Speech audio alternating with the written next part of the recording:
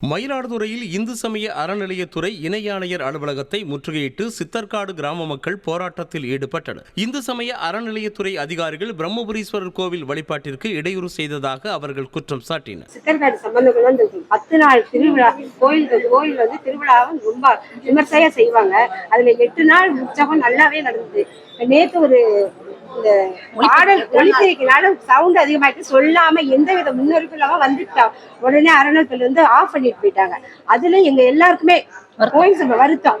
அதை ஏன் இப்படி கேட்டீங்கிறத அந்த மோட்டிவ் வச்சுக்கிட்டு இன்னைக்கு இந்த அர்ச்சகர் கோயில் அர்ச்சகர் சொல்லவே முடியாது. அவ்வளவு ஒரு சிறப்பான அர்ச்சகர் அவர். இந்த கோயிலுக்கு இந்த ஊருக்கு அவர் அவ்வளவு ஒரு நல்ல ஒரு பணி செய்யறதுல அவரை அவதூறா பேசுறது மட்டும் இல்லாம பொருட்கள் எல்லாம் எடுத்து வெளியில விட்டுருக்காங்க. அது எவ்வளவு பெரிய மன கஷ்டத்தை எங்களுக்கு தருது தெரியுதா? நாங்க எதுக்கு வரோம்? கவலைகளை மறக்கவும் நிம்மதியை தேடி தான் இந்த கோயிலுக்கு வரோம்.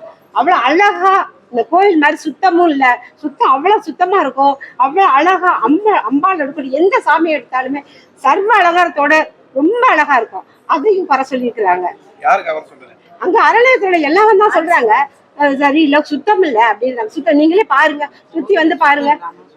நேற்று திருவிழா நடந்திருக்கு, சாப்பாடு நடந்திருக்கு, அப்படி இப்படி இருக்கலாம் தான், சின்ன சின்ன மிஸ்டேக் இருக்கலாம். அதுக்காக சுத்தம் இல்லைங்கிறது சொல்லலாம், அது தப்பு தானே. இந்த சித்தர்காடு சம்பந்தர் திருக்கோயிலில் 2014 தான் இந்து சமய அறநிலை ஆட்சித்துறையோட அலுவலகம் வந்துச்சு.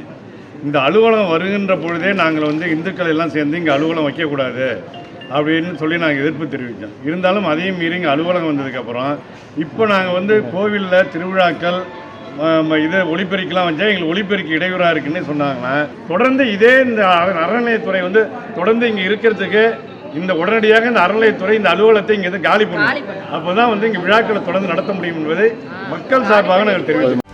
செய்திகளை உடனுக்குடனும் துல்லியமாகவும் தெரிந்து கொள்ள சப்ஸ்கிரைப் பண்ணுங்க.